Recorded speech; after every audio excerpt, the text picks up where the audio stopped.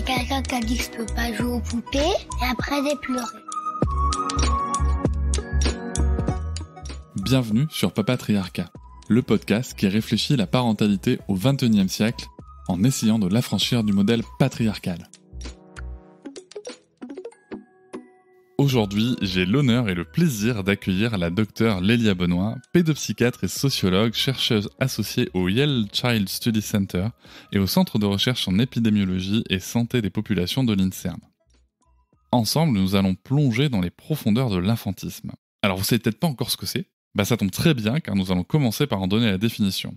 Nous allons aussi discuter de l'impact des préjugés liés à l'âge, des stéréotypes et comment ces facteurs contribuent à une société façonnée principalement pour les adultes. Nous débattrons également du manque de reconnaissance pour le travail parental et la nécessité de valoriser les métiers se rapportant à l'enfance.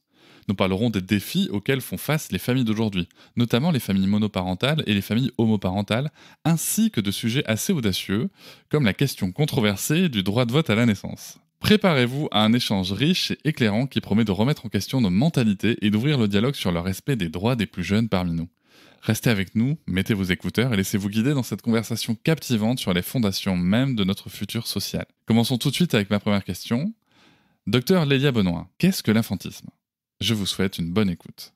Alors l'infantisme, c'est l'ensemble des préjugés et des discriminations contre les enfants et adolescents du simple fait de leur âge, du fait qu'ils soient enfants et adolescents, donc mineurs. Donc l'infantisme, c'est une forme d'agéisme. L'agéisme, c'est les discriminations liées à l'âge, mais on peut avoir de l'agéisme pour les personnes âgées, discrimination envers les personnes âgées. Et très souvent, quand on parle d'agéisme, on oublie les enfants et adolescents. En fait, on a plutôt tendance à opposer les jeunes adultes aux personnes âgées, en se disant, oh là là, des fois on oublie les jeunes adultes au profit des personnes âgées, ou alors des fois on discrimine les personnes âgées au profit des jeunes adultes. Et ce qui montre notre degré ultime d'infantisme, c'est qu'on oublie complètement les enfants et adolescents. Et donc c'est pour ça que j'ai souhaité traduire ce mot qui vient de l'anglais childism, pour essayer de faire comprendre qu'en fait, les enfants et adolescents sont aussi une catégorie et qu'on les oublie encore plus que les autres. Mais alors comment est-ce qu'on en arrive à s'intéresser à ce sujet-là du coup ? Alors, moi, je m'y suis intéressée de par plusieurs choses.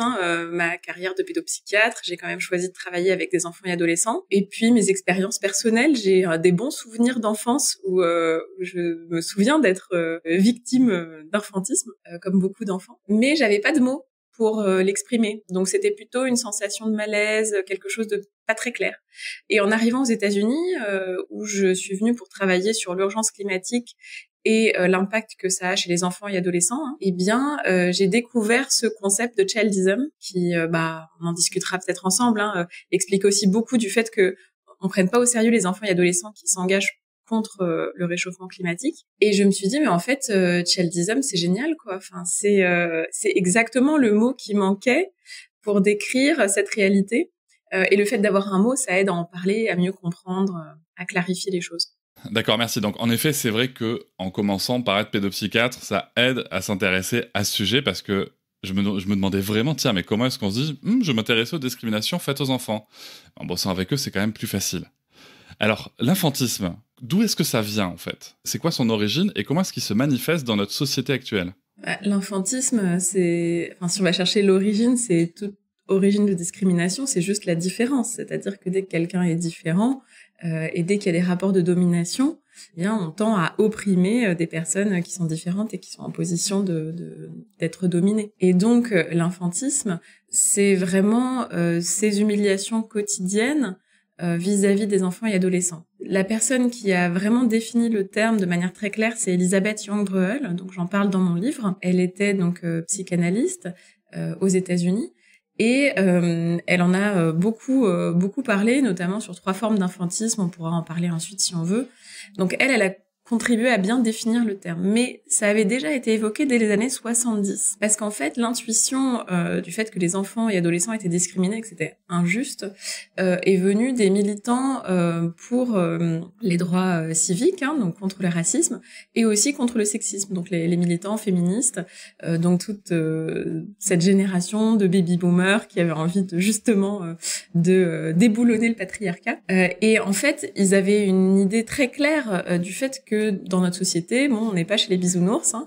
Il y a des groupes qui sont dominants, des groupes qui sont dominés. Chacun, enfin, en tout cas les dominants ont tendance et tout intérêt à garder leur domination. Et donc, il suffit pas d'être gentil pour que tout se passe bien. Il va falloir faire des luttes collectives pour obtenir des droits. Et donc, ils le savaient très bien pour les femmes, les droits des femmes, ils le savaient très bien pour les minorités ethniques, et ils avaient même compris que c'était le cas aussi pour les enfants et adolescents, qu'ils étaient traités comme un groupe inférieur sous prétexte de leur âge, et que c'était absolument pas justifié dans tous les cas par leur degré de développement. C'était aussi simplement une manière de les garder sous cloche. Et en fait, ils n'ont pas continué à s'occuper de l'infantisme à ce moment-là parce que ils ont dû prioriser en fait leur lutte, hein, ils pouvaient pas tout faire en même temps, et ils étaient beaucoup plus occupés à s'occuper du féminisme et notamment de choses très basiques du genre si on veut pas d'enfants, on fait pas d'enfants.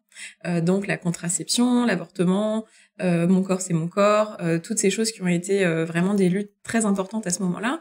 Donc on n'en était même pas, si vous voulez, à améliorer la condition des enfants, on était déjà à choisir d'en avoir ou pas. Voilà, donc le fait qu'on puisse en parler aujourd'hui, ça montre que ces luttes précédentes sont quand même un peu plus stabilisées, il y a eu beaucoup de succès, la condition des femmes a énormément évolué, et puis les mentalités ont évolué aussi, beaucoup plus de gens comprennent ce principe des minorités, de savoir que oui, il y a des groupes de dominants et de dominés dans la société, et donc on va pouvoir se réintéresser aux enfants et adolescents et en parler.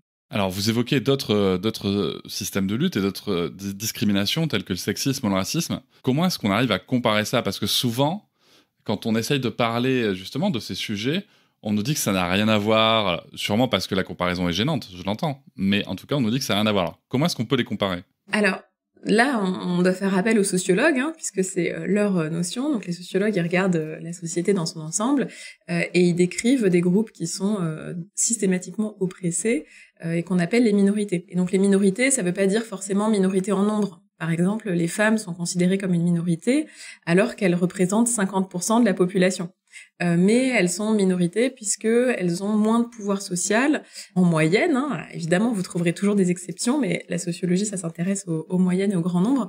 En moyenne, elles ont moins de pouvoir social que les hommes et elles sont victimes d'un certain nombre d'oppressions. Donc, à partir du moment où on comprend que la société n'est pas homogène, mais elle est faite de groupes qui ont finalement intérêt à préserver leurs propres intérêts, on se rend compte qu'il va y avoir un certain nombre de luttes collectives qu'il va falloir faire pour rééquilibrer un petit peu les pouvoirs. Alors, il y a une question qui me vient là par rapport à la définition de l'enfantisme. En France, on parle aussi d'adultisme. Quelle est la différence entre infantisme et adultisme? L'adultisme, c'est dire notre société est faite pour les adultes. La comparaison que je peux vous faire, c'est vous dire l'adultisme, c'est un peu comme dire c'est du machisme. C'est-à-dire, tout est fait pour les hommes, ils sont priorisés. Adultisme, c'est tout est fait pour les adultes, ils sont priorisés. Mais du coup, ça passe encore sous silence les enfants et adolescents. En parlant d'adultisme, on s'intéresse encore une fois que aux adultes, si vous voulez, et à leur expérience. Et c'est pas exactement la même chose que de parler des humiliations et que subissent les enfants et adolescents. Dire on est dans un monde qui est prévu pour les adultes, ça veut pas dire on méprise les enfants, on les humilie quotidiennement. Ça veut juste dire peut-être on les oublie, si vous voulez. On fait pas très attention à eux, un peu comme quand on parle de machisme, peut-être qu'on fait pas très attention aux femmes, c'est tout. En fait, l'infantisme, ce serait l'équivalent, toujours je file la métaphore sur le sexisme, ce serait l'équivalent de la misogynie. La misogynie, c'est beaucoup plus actif, en fait. C'est une manière de vraiment mépriser, discriminer, faire des discriminations actives contre les femmes. Et bien, c'est ça, l'infantisme. C'est vraiment ces humiliations quotidiennes des enfants et adolescents. Et ce que Elisabeth Young-Ruel avait complètement réussi dans son essai, c'était à nous faire comprendre que l'infantisme, c'est un continuum. C'est-à-dire tous les enfants et adolescents le subissent d'une manière ou d'une autre, à des degrés plus ou moins importants. Et donc, ce qu'elle disait, c'est qu'il faut sortir de l'idée qu'on a d'un côté des enfants maltraités, qui sont une toute petite portion des enfants, et pour lesquels en général on a beaucoup de pitié en se disant vraiment c'est terrible, les pauvres, ils ont des familles très dysfonctionnelles. Et de l'autre côté, des enfants qui seraient en pleine forme, aimés, presque gâtés. Elle dit non, il faut sortir de cette binarité-là, de cette polarité. En fait, l'infantisme, c'est un continuum. On est, en tant qu'enfant et adolescent, plus ou moins sujet à des discriminations, mais qui sont quotidiennes et plus ou moins importantes. Et je reprends toujours l'exemple du sexisme parce que c'est le plus facile à comprendre actuellement, parce que les gens sont familiarisés avec ça. L'équivalent, ce serait de dire, toutes les femmes vont très bien, sauf les femmes battues. Non.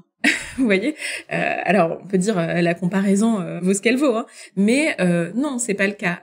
Il y a des degrés de discrimination qui sont plus ou moins importants, y compris des toutes petites choses ou des détails, des tons, des attitudes que vont subir n'importe quelle femme, y compris des femmes qui ont très bien réussi leur vie, qui sont dans des positions de pouvoir, etc. Elles vont quand même subir ça par certains degrés. Et donc l'idée de l'infantisme, c'est ça, c'est d'ouvrir nos yeux sur le fait qu'au quotidien, on a tendance à considérer les enfants et adolescents comme des êtres légèrement inférieurs quand même aux adultes, voire comme des petits animaux parfois, et qu'on leur dénie un certain nombre de droits, et surtout on leur dénie une qualité d'écoute et de respect auquel ils pourraient avoir droit beaucoup plus tôt. Moi, j'aime bien faire la comparaison par rapport au continuum avec la culture du viol, qui est un concept qui est largement maintenant diffusé, notamment grâce au travail de l'association Nous Toutes. Et c'est vrai que les masculinistes ont souvent tendance à dire « mais arrêtez à nous parler du harcèlement de rue, le sujet, ce sont les femmes violées ». Et en fait, c'est ça qui est intéressant, c'est que la culture du viol comme concept de continuité de violence explique bien que, en fait, le viol n'est socialement validé quelque part, enfin possible, que parce qu'il y a tout un tas de comportements en amont qui sont eux aussi socialement validés. Que donc, les personnes susceptibles d'aller jusqu'au bout du pire, en fait, passent des étapes de validation et se disent « ah mais ça c'est ok, je vais aller voir après, ça c'est ok, je vais aller voir après ». Et ce que j'entends, c'est que pour moi, les violences, en tout cas qu'on peut retrouver dans le continuum et donc dans l'infantisme, c'est un peu la même chose. C'est parce qu'on traite mal les enfants au quotidien, à part des petites choses, des petites attitudes, des petits comportements, que petit à petit, pour certaines personnes, ça va se transformer, dans le pire des cas, en infanticide par exemple. Exactement. Et de manière beaucoup plus fréquente en maltraitance éducative. Punir ses enfants de manière arbitraire alors que il n'y a pas vraiment de raison.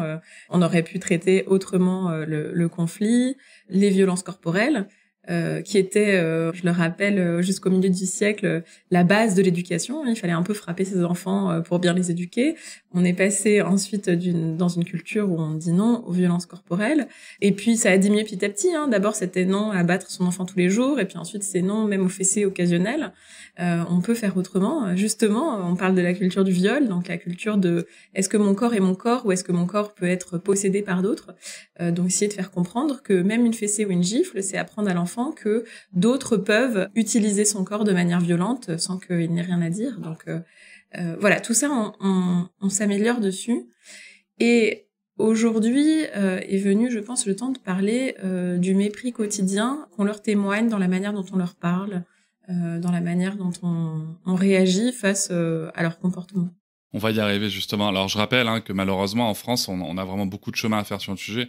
Rappelons qu'en 2023, le préfet de l'Hérault, peut déclarer dans les médias que la méthode c'est 2 claques et au lit, et qu'il n'y a aucune réaction de la part des politiques en France. Donc on est quand même encore très très très en retard. Quelles sont les conséquences de l'infantisme sur le développement mental et émotionnel des enfants et des adolescents ? Alors les conséquences, c'est principalement déjà qu'ils vont intégrer l'infantisme comme quelque chose d'ordinaire. Donc quand ils seront devenus adultes, ils vont avoir tendance à répéter la violence sur les enfants autour d'eux. Ce d'autant qu'ils associent l'enfance, enfin tous les enfants qui ont été humiliés, associent l'enfance à une période honteuse. C'est-à-dire, si on me traitait mal, peut-être que j'étais un être mauvais. Et donc on a tendance à s'éloigner de l'enfance, à prendre de la distance, à ne pas avoir de compassion pour les enfants et à répéter les violences qu'on a subies sur les enfants qui nous entourent. L'autre aspect, c'est que en général, les formes d'infantisme quotidiennes, elles se manifestent quand les enfants sont en train d'exprimer leurs émotions. Ils sont en colère, ils sont fatigués, ils sont tristes,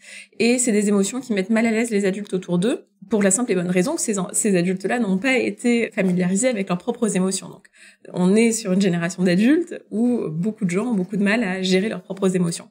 Donc, les émotions d'un enfant, en plus, ça les gêne, ça les perturbe, ils savent pas quoi faire, donc ils ont des réactions infantistes qui sont très rigides, qui sont punitives, et en fait, à côté de la plaque par rapport aux besoins de l'enfant. Ce que l'enfant apprend, c'est que quand il a des émotions fortes, il va se faire punir, donc il apprend à se couper de ses émotions, et ce qu'il n'apprend pas, c'est à identifier ses émotions, c'est-à-dire à savoir, tiens, je ressens ça, peut-être que c'est de la honte, peut-être que c'est de la colère, peut-être que c'est de la tristesse.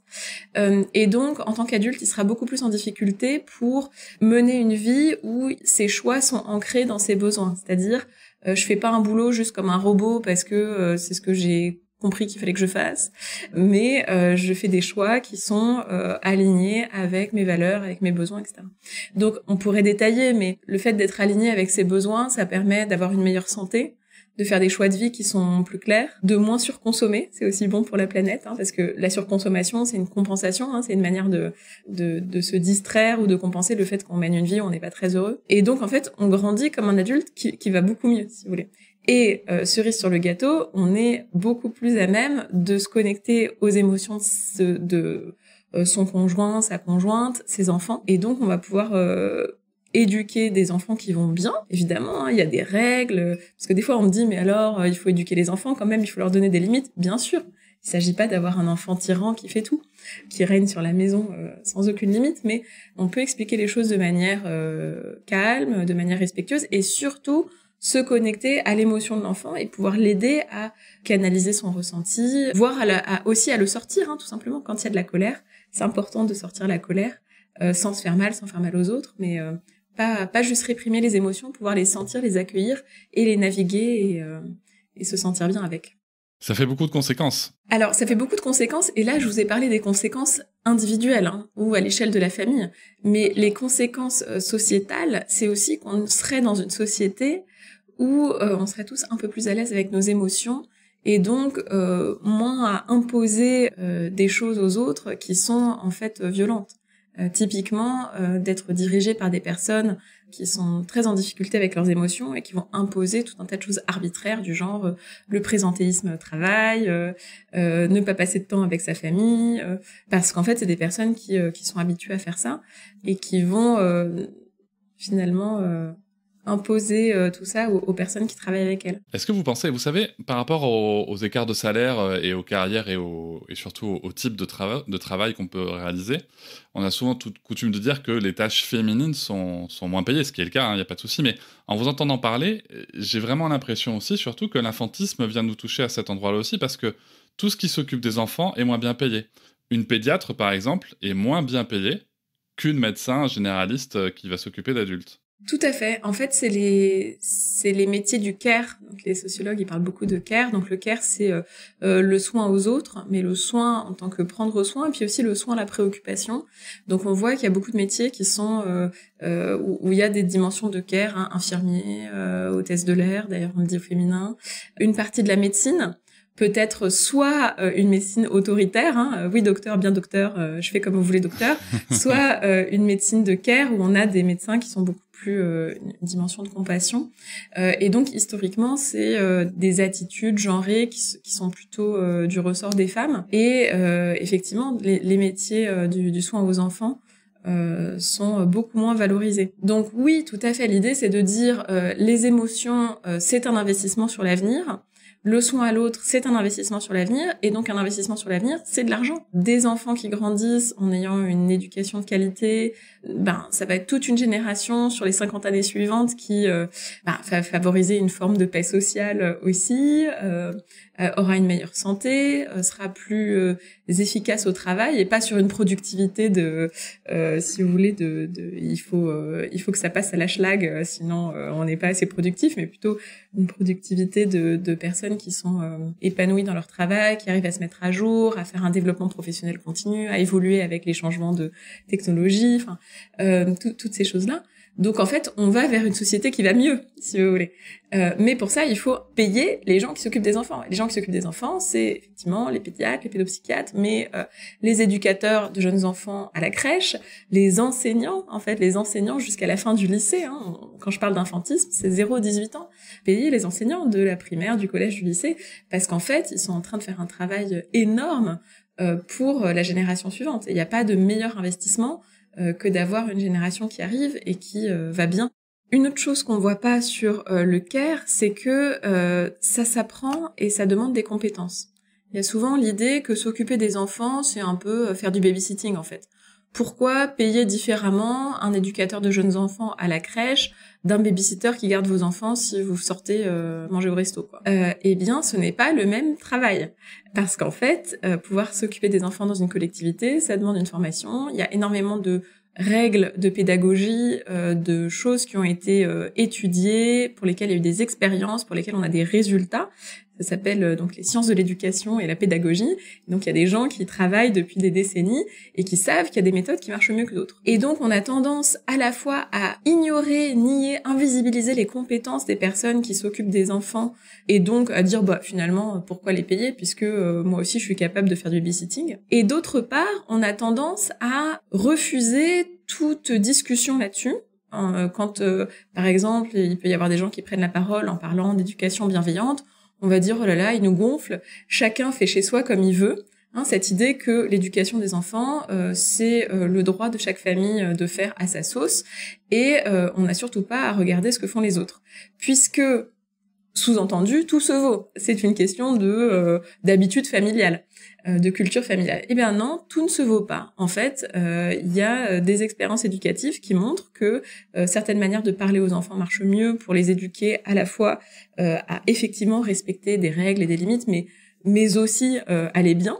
Et il y a des pays qui s'y sont intéressés de très près, notamment les pays scandinaves, où ils ont décidé, il y a plusieurs décennies déjà, de complètement réformer leur système scolaire pour prendre en compte les résultats des sciences de l'éducation. Je dis sciences dedans, au sens, il y a des gens qui ont bossé, il y a des vrais résultats. Et donc on voit l'impact que ça a sur leur système éducatif maintenant, qui fonctionne beaucoup mieux que le nôtre. Mais en France, on a un peu tendance à considérer que tout ça, c'est du chiquet, qu'on fait chacun comme on veut, et surtout, on ne paye pas les gens qui s'occupent des enfants. Oui, c'est extrêmement important de se rappeler tout ça pour rappeler vraiment, en plus, quel pourrait être le rôle des enseignants, même dans la structure. Je renvoie l'auditoire à l'épisode avec Peter Gray, on en parle un petit peu justement sur le fait de laisser jouer les enfants, etc. Il développe beaucoup de chouettes idées. Alors j'ai parlé tout à l'heure vite fait du préfet de l'Hérault, comme exemple dans les médias, mais de quelle manière justement ces médias et la culture populaire contribuent-ils à perpétuer l'infantisme, si on devait avoir quelques exemples très concrets? Les médias perpétuent l'infantisme, soit en étant infantisme directement dans leurs interventions. Dans mon livre, je donne un exemple d'une intervention d'un journaliste sur une des radios publiques françaises qui s'étonnait que des enfants manifestent pour le climat en disant non, mais à leur âge, ils devraient être plus intéressés par la couleur de leur trousse que par le climat, parce que c'était des manifestations qui avaient lieu à la rentrée scolaire. Bon, donc ça, c'est des remarques infantistes, qui est souvent utilisé comme un ressort de l'humour, c'est-à-dire que c'est censé faire sourire l'auditeur, et la plupart du temps, ça marche, puisque toute la société est infantiste, si vous voulez, donc la plupart des gens achètent la blague et trouvent ça assez drôle. Donc le journaliste n'est pas particulièrement réprimandé pour ce genre de propos, et l'auditoire sourit. Bon. Donc tout le monde est dans la connivence, si vous voulez. Et l'autre manière par laquelle les médias perpétuent l'infantisme, c'est en ne réagissant pas quand des personnalités publiques font des remarques infantistes. Récemment, on a eu donc dans le Finistère le déplacement du président de la République suite à des désastres environnementaux, catastrophes naturelles, et il y avait donc une personne de 17 ans qui l'a interpellé sur sa politique environnementale en disant mais qu'est-ce que vous faites? Vous ne faites rien, c'est une inaction climatique. J'ai pas ces mots exacts, mais la réponse du président, ça a été de dire dis donc, vous avez beaucoup de certitudes pour quelqu'un de votre âge. Et ça a été retransmis tel quel par les médias, mais ça n'a pas été commenté, ça n'a pas été critiqué, ça n'a pas suscité si vous voulez, d'indignation collective, alors que moi je trouve que ça devrait, si vous voulez. C'est un peu comme s'il disait à une femme qui lui demande des choses sur sa politique, disons que vous avez beaucoup de certitudes pour une femme, ou comme si, je sais pas, une personne immigrée lui demandait quelque chose, il disait disons que vous avez beaucoup de certitudes pour quelqu'un qui n'est pas d'ici. Les deux exemples que je vous ai donnés, qui sont fictifs, feraient réagir. On aurait un certain nombre de médias, de journalistes qui diraient mais là c'est pas possible, on dépasse les bornes, le président dépasse les bornes. Eh bien c'est pas du tout le cas quand il méprise une personne de 17 ans, et si vous voulez, ce type de réponse c'est aussi une fin de non-recevoir. C'est une manière de ne pas avoir à se justifier sur sa politique, qui était en fait la question de cette personne-là.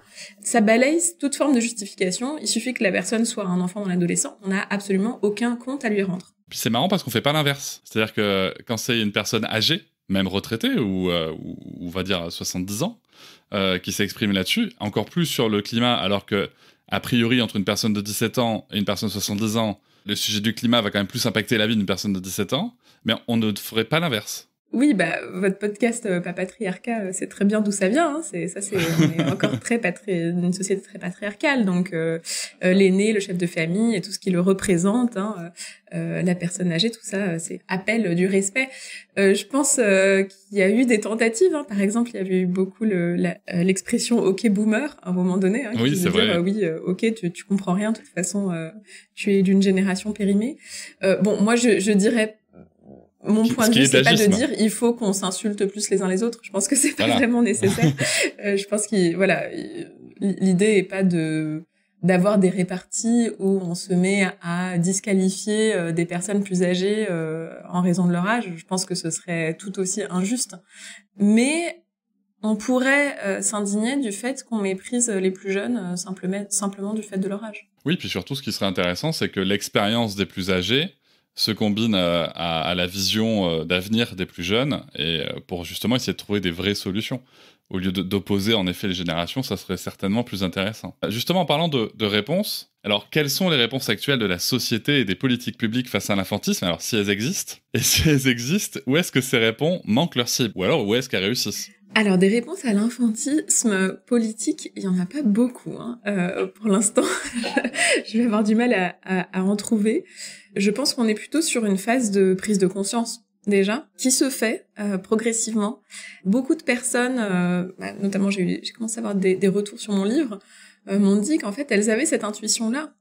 Qu'elles se sentaient bien mal à l'aise dans la manière dont on parle parfois aux enfants et aux adolescents, mais qu'elles savaient pas vraiment qualifier ce malaise. Donc je pense que pour l'instant, on est vraiment sur une étape de qualification du problème, d'avoir les bons mots pour en parler, pour ensuite pouvoir agir. Alors selon vous, imaginons vous êtes la grande patronne, d'accord, et vous avez tous les pouvoirs. En France, il y a voilà. Bon, ça fait un peu dictature, mais c'est pas le sujet. On est là juste pour dire voilà, vous pouvez faire ce que vous voulez. Quelles actions concrètes pourraient être mises en place pour combattre l'infantisme dans nos sociétés? Si vous avez la possibilité de mettre 3 mesures phares en place dans le pays, quelles seraient-elles? Alors, je commencerai par revaloriser les métiers de l'enfance. En tout cas, les valoriser. Comme je vous disais, investir dans l'éducation, la santé des enfants, c'est primordial pour avoir toute une génération qui va bien. Donc oui, effectivement, payer les profs, les éducateurs de jeunes enfants, avoir un enseignement de qualité. Tout le monde se plaint du niveau en maths des étudiants français, des élèves français. Pour quelle raison ? Parce que on n'a plus de profil attractif d'enseignants.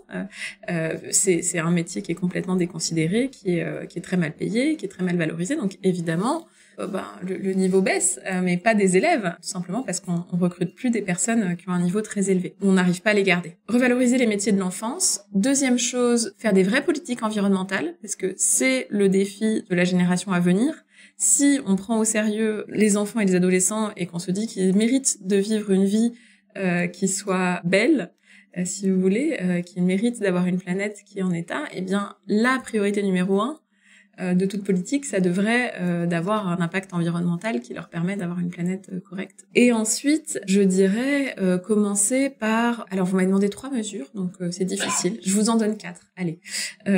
Faire des enfants, si vraiment on souhaite faire des enfants, c'est-à-dire arrêter d'avoir des politiques natalistes où il faut faire des enfants de toute manière, mais peu importe la manière dont on les éduque. Et la 4e mesure serait donc d'accompagner les parents ou les futurs parents pour pouvoir être aidés sur l'alphabétisation émotionnelle de leur enfant, c'est-à-dire permettre à leur enfant d'apprendre à reconnaître ses émotions, permettre aux parents d'avoir des outils pour élever leur enfant avec un respect et une qualité d'écoute qui soit importante, tout en apprenant aux enfants à grandir. Et jusqu'à présent, c'est pas un accompagnement qu'on propose aux parents, mais ça pourrait être, par exemple, donner des cours de parentalité.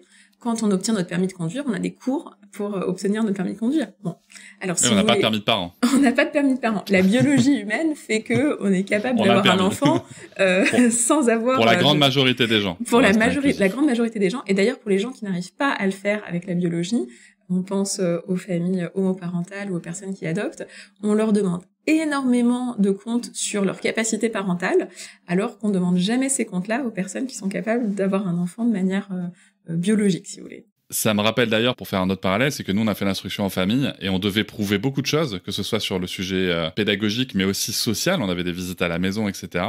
Alors qu'en fait, les parents d'enfants scolarisés, à partir du moment où on est dans la norme, en fait, on pose beaucoup moins de questions.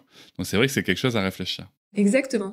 Et donc, on a beaucoup de parents qui deviennent parents parce qu'ils ont souhaité avoir un enfant, mais qui sont totalement démunis sur comment on va aider cet enfant à grandir, lui apprendre des choses sans passer par des violences éducatives. Et pour ça, on aurait toute une politique à faire pour enseigner ça. Alors, vous avez, avant de passer justement sur ce sujet des parents et des éducateurs et éducatrices, il y a une mesure dans votre livre, alors moi qui m'a beaucoup plu, mais qui a beaucoup interpellé par exemple ma compagne ou d'autres personnes qui ont lu le livre avec qui j'ai échangé, c'est le droit de vote des enfants dès la naissance. Tout à fait. Alors, le droit de vote des enfants dès la naissance, je donne dans le livre la version extrême, si vous voulez, qui est dès la naissance. C'est vrai. Parce que le droit de vote des adolescents, ça se discute régulièrement, de baisser l'âge du droit de vote de 18 à 16 ans, par exemple. Je fais le choix dans le livre de donner un exemple extrême, qui est celui dès la naissance, justement pour faire réfléchir. Je suis pas, si vous voulez, complètement attachée à ce que ça soit absolument dès la naissance, mais je pense que c'est important d'y réfléchir en ces termes. Parce que c'est un bon exemple. En fait, ça nous permet de voir que dès la naissance, ce qui est choquant pour la plupart des gens, c'est se dire mais en fait, les enfants dès la naissance, ils sont trop petits, ils comprennent rien, et c'est des bébés, ou alors c'est des tout petits enfants, ils comprennent rien à la politique, donc leur vote va être instrumentalisé par les gens qui les entourent. Parce que concrètement, le droit de vote dès la naissance, c'est pas une idée qui est la mienne au départ. Ça a été pensé dans plusieurs pays à différents moments de l'histoire. Il y a même eu des essais. Et donc, c'est évidemment que les parents finalement votent pour l'enfant dans les premières années de vie et que petit à petit, quand l'enfant grandit, il apprend à faire de plus en plus de choses dans la démarche de vote. Au début, ça va être glisser le bulletin dans l'urne. Et puis, petit à petit, ça va être discuter avec ses parents à l'école des différents programmes politiques, avoir son avis, etc. Jusqu'à l'âge de 18 ans ou 16 ans, enfin peu importe, jusqu'à l'âge où on décide que là, les parents n'ont plus le droit de voter pour l'enfant. Donc, c'est un apprentissage qui serait progressif. Mais ce qui choque dans cette idée-là, c'est de se dire, oh là là, mais pour les premières années, l'enfant va être totalement instrumentalisé. Ce que je donne comme exemple dans le livre, c'est de dire que à l'autre extrême de la vie, pour les personnes très âgées, qui sont dépendantes ou qui ont une démence, type maladie d'Alzheimer, en France, on les autorise à voter quand même. Et à conduire aussi d'ailleurs. Oui, pareil, le permis de conduire à vie, c'est une spécialité française. Dans d'autres pays, on est réévalué sur ses capacités de conduite et sa vision beaucoup plus régulièrement. Enfin, je pense qu'il y a des mesures qui sont en train d'être mises en place en France parce qu'il y a beaucoup d'accidents qui sont causés par ça. En tout cas, sur le droit de vote, on part du principe, si vous voulez, l'idée derrière le fait de dire on va permettre à une personne qui a Alzheimer de quand même voter, en tout cas à ses aidants, à sa famille de voter pour elle. L'idée, c'est de dire, on suppose que ces aidants ont des intérêts alignés avec la personne âgée. On suppose que ces aidants, ils veulent plus de place en institution pour personnes dépendantes, qu'ils veulent plus d'aide pour les aidants. Enfin, on suppose qu'ils veulent des politiques qui vont aider cette personne. Eh bien, on pourrait supposer la même chose pour les parents d'enfants en bas âge et de dire, finalement, ces enfants, ce sont des personnes, ce sont des citoyens, ce sont des personnes qui font partie de la démographie de notre pays, et on va demander aux personnes qui sont les plus proches d'elles d'essayer de dire qu'est-ce qui serait le mieux pour elles. Si on voit les choses comme ça, c'est pas catastrophique. Par contre, ce qu'on ne voit pas souvent, c'est que de 0 à 18 ans, au jour d'aujourd'hui, on n'a aucun droit de vote, donc on a toute une population qui est silencieuse, y compris à un âge où il commencerait quand même à avoir des choses à dire. À 16 ans, on a quand même des choses à dire. Absolument aucune raison qu'on attende jusqu'à 18 ans. À 14 ans, si on est bien éveillé, on a aussi des choses à dire. Et vous savez, même à 8 ans ou à 6 ans, on a des choses à dire qui seraient intéressantes. Et donc, ce qui se passe en pratique, au jour d'aujourd'hui, c'est que les votes, puisqu'on est quand même dans une république représentative, on choisit pas nous-mêmes nos politiques, on élit des représentants, ne représentent qu'une partie de la population. Et on a toute une partie de la population qui est totalement invisibilisée. Et donc, ça repousse aussi les priorités politiques vers des intérêts qui sont plus ceux des personnes âgées, en fait, en pratique. Comme si on avait une pyramide des âges, vous savez, qui serait un peu tronquée, où hop, on enlève toute une partie. Vous savez comme moi que les décisions politiques sont faites par des personnes qui ne font que répondre à la demande. Le but, c'est d'être élu, et pour être élu, il faut satisfaire le plus grand nombre. Et si on invisibilise toute une partie de la population, on fait des politiques pour les autres. Ce qui explique du coup aussi les espaces publics, etc. Mais je laisse aussi les gens aller découvrir votre livre. D'ailleurs, moi là, quand j'ai lu ça, une des premières objections qui m'est venue en lisant tout de suite, et vous y répondez dans le livre, donc on va pas développer ça, on va laisser les gens aller chercher. Mais le premier truc que je me suis dit, c'est attends, pas de politique nataliste, mais pourtant, le droit de vote aux enfants, ça encouragerait peut-être à faire plus d'enfants pour avoir plus de poids politique.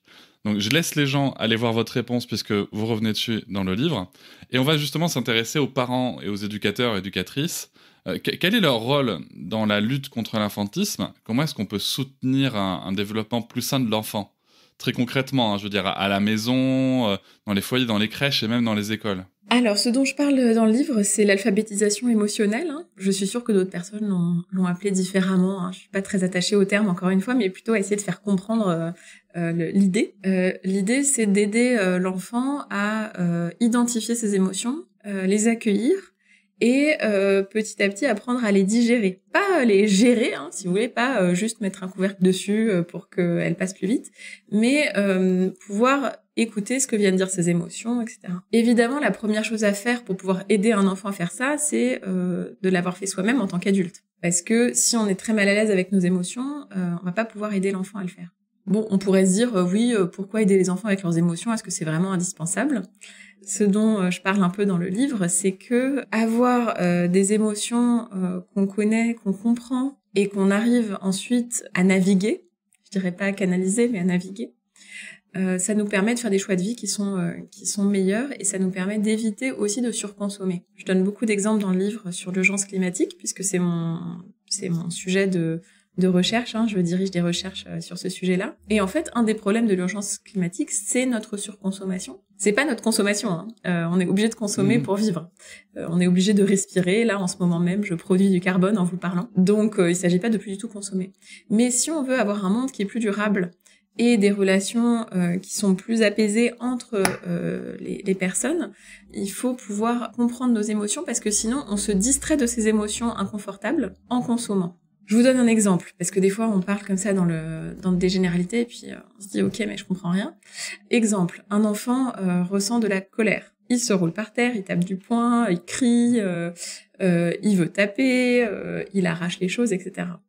Un petit enfant. Hein. Eh bien, ce qui est important, c'est de pouvoir nommer les choses pour lui dire je vois que tu es en colère. Déjà lui donner un mot, et ensuite, au lieu de le punir de sa colère, ce qui est encore très à la mode, hein, type file dans ta chambre, le time-out, etc., où du coup il apprend que s'il est en colère, il va se faire rejeter, isoler, humilier, etc.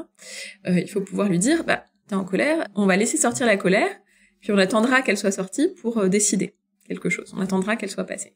Et pour faire sortir la colère, il y a deux choses qu'il ne faut pas faire, c'est se faire mal soi-même et faire mal aux autres. Et donc, on peut avoir tout à fait un espace dans la maison, dans l'appartement, où on peut se défouler. Un petit matelas au sol, un coussin qu'on a le droit de taper, un mini punching ball, si vous voulez, où effectivement, la colère, elle se manifeste de manière très forte dans le corps. Hein. On a les poings qui se ferment, on sent la mâchoire qui se crispe. En fait, ça prépare notre corps à se battre, la colère. Eh bien, pourquoi pas sur des objets qui ne souffrent pas, si vous voulez. Et ce qui permet ensuite d'avoir sorti toute cette énergie et de pouvoir parler plus calmement. Donc, il s'agit pas de céder à l'enfant, de céder à un caprice, de donner ce qu'il réclame, etc. Il s'agit pas non plus de lui laisser se faire mal ou faire mal aux autres, mais il s'agit de lui dire, ok, là, ce que tu ressens, c'est de la colère. La colère, il faut pouvoir la décharger. Et ensuite, on a les idées plus claires, on respire un bon coup, on se repose, et là, on choisit ce qu'on va faire. Et voilà, ça donne beaucoup plus si vous voulez, de liberté de choix dans sa vie ensuite, quand il va ressentir de la colère en tant qu'adulte, pouvoir faire des décisions qui sont les bonnes. Aux personnes, parce que j'ai l'habitude maintenant sur ces sujets, aux personnes qui se diraient bon, elle est bien gentille la docteur Benoît, mais moi des fois je rentre du travail, je suis fatigué, j'ai pas ceci, j'ai pas cela, j'ai pas le temps, il faut que je m'occupe de faire à manger, potentiellement pour plusieurs enfants, etc. Et je trouve que moi ce qui m'intéresse beaucoup dans le sujet des droits de l'enfant et de la lutte contre l'infantisme, c'est au lieu d'opposer les droits des enfants par rapport à notre situation actuelle, c'est de comprendre que nos droits à nous, humains, le droit de temps de repos, le droit à la déconnexion, le droit d'avoir du temps pour soi, et le droit de vivre nos émotions, justement, ne sont pas non plus bien souvent reconnus. Tout à fait. En fait, on a tendance à opposer les droits des parents et les droits des enfants. Surtout dans notre éducation française, où on a envie de dire, si l'enfant n'est pas sage et s'il n'est pas silencieux, alors c'est mon énergie qui est pompée, c'est mon espace sonore qui est envahi, et c'est moi qui suis fatiguée. Bah, oui, d'une certaine manière, c'est vrai. Et en même temps, il faut voir que vous, parents, et vous, enfants, même combat, en fait. Vous devriez être ensemble. Le vrai problème dans tout ça, c'est que le travail parental est invisibilisé. Le fait que les parents, surtout avec des enfants en bas âge, ont 2 boulots, le boulot de la journée et le boulot du soir, et que pour le boulot du soir, ils n'ont pas d'aide, ils n'ont pas de soutien particulier, ils n'ont pas de visibilité, ça fait des parents qui sont épuisés. Dans le meilleur des cas, au jour d'aujourd'hui, on est sur une famille nucléaire, c'est-à-dire très peu de personnes, 2 parents qui s'occupent d'un ou de plusieurs enfants, et donc il y a beaucoup d'isolement, beaucoup de fatigue. On a beaucoup moins d'aide de la communauté que ça a pu l'être à un moment donné. L'État, si vous voulez, ne compense pas ça par plus de temps de repos, enfin de temps finalement plutôt que de repos, mais de temps de travail parental, en tout cas, qui serait valorisé en tant que tel. Et donc, on est passé ces dernières années face à une situation qui est intrinsèquement très difficile, qui est un enfant en bas âge, c'est beaucoup d'énergie à mettre pour l'élever et pour s'en occuper, face à une situation qui est intrinsèquement difficile. Il y a quelques années, on se défoulait sur les femmes, c'est-à-dire la mauvaise mère, la mère envahissante, la mère ci, la mère ça. Et donc, on en est un peu sorti, et donc c'est très très bien, on arrête de considérer que les mères doivent être parfaites, que sinon c'est des mauvaises mères, etc. On arrête de leur mettre ce fardeau sur les épaules, mais on a décidé de le mettre... Ça, c'est pas tout à fait terminé non plus. Oui, vous avez raison. Mais on avance. Je suis peut-être optimiste, ouais. En tout cas, ça va mieux. Ça va mieux. Mais du coup, on se défoule sur les enfants. C'est-à-dire, ils nous fatiguent, ils nous pompent l'air, etc., etc. Avant, il y avait cette idée, l'enfant est merveilleux, mais la mère ne devrait pas se plaindre, elle est déjà tellement chanceuse d'avoir été fertile, quoi. Bon, maintenant, on peut dire, en fait, c'est lourd, c'est fatigant. Mais du coup, on a tendance à blâmer les enfants. Et c'est toujours la même chose, si on prend un peu de recul, là, de quoi on parle d'une situation qui est difficile. Et dans la vie, dès qu'il y a une situation difficile, on a toujours tendance à chercher un bouc émissaire. Ça, c'est la réaction au premier degré. On cherche un coupable. Eh bien, avant, c'était la mère, la coupable. Maintenant, on dit non, mais c'est l'enfant qui nous pompe l'air. Eh bien non, l'enfant n'est pas coupable non plus. Il n'est pas coupable d'être là. Il n'est pas coupable d'avoir le développement émotionnel approprié pour son âge. Et donc, il va falloir pouvoir aider les parents à accompagner ces enfants-là. On pourrait dire j'ai pas le temps, etc., etc. Oui, mais battons-nous pour avoir plus de temps. Battons-nous pour travailler un peu moins, pour avoir le temps de respirer, pour avoir le temps d'être avec nos enfants, de pouvoir les accompagner. Battons-nous pour organiser des relais aussi, pour ne pas être tout seul, parce qu'en fait, c'est vraiment pas faisable tout seul, pour avoir du coparentage avec d'autres personnes autour de nous, pour pouvoir s'occuper de plusieurs enfants à la fois, pour libérer un peu les autres, etc. Pour savoir que finalement, faire grandir des enfants, ça demande un village, mais ça demande plusieurs adultes autour qui se relaient. Il y a plein de solutions possibles pour sortir de ce huis clos entre un parent burn-outé et un enfant qui est un enfant de son âge et qui ne réagit qu'avec les moyens qu'il a. On pourra aussi réfléchir au sujet de l'école et de la charge des devoirs, etc., etc. Je renvoie encore une fois à Peter Gray, qui nous expliquait que quand on additionne les devoirs et le temps passé à l'école, on arrive bien souvent à des enfants qui peuvent travailler plus que les adultes. Donc ça, c'est vraiment important. Alors, tout à fait. On arrive à des charges de travail qui sont énormes. Et vous me demandiez tout à l'heure des exemples d'infantisme dans le quotidien. On en voit à l'école, par exemple, les temps très limités pour aller aux toilettes. À partir de l'âge de 6 ans, on peut aller aux toilettes en gros 3 fois par jour, à la récré du matin, à la pause du midi et à la récré de l'après-midi. Est-ce que vous imaginez un espace de travail, un bureau, où on vous dirait « Ah non, tu ne peux aller aux toilettes que 3 fois dans la journée, surtout tu te lèves pas pour y aller quand t'as envie ». Eh ben, on considérerait, pour des adultes, ça existe, mais on considère que c'est des conditions de travail très dégradées. Et donc pour des enfants, on les oblige à ne pas écouter les signaux de leur corps et à rester en place. Et souvent, pour la pause déjeuner, on les oblige à choisir entre avoir le temps de manger, avoir le temps d'aller aux toilettes et avoir le temps de jouer, ce qui devrait pas être des choix, à faire, puisqu'en fait, on est, je sais pas si vous connaissez un peu la pyramide de Maslow, hein, c'est la pyramide des besoins. Ouais. On est tout en bas de l'échelle pour les trois. Hein. Manger, jouer, c'est-à-dire se défouler, courir, bouger, et puis faire ses besoins, c'est vraiment déjà le strict minimum. Donc si on demande de choisir parmi tout ça, on se retrouve évidemment avec des enfants qui ont des accidents, avec des enfants qui n'ont pas le temps de jouer, etc., ou qui mangent pas bien. J'enverrai votre épisode à Monsieur le Ministre Gabriel Attal pour qu'il prenne connaissance des suggestions. Quelles pourraient être les implications à long terme, du coup, si on n'arrive pas à aborder et à résoudre les problèmes liés à l'infantisme ? Bien, je pense que les implications, les conséquences, on les voit déjà dans notre société, puisque nous avons tous été élevés par une société infantiste. Hein, je parle aux adultes.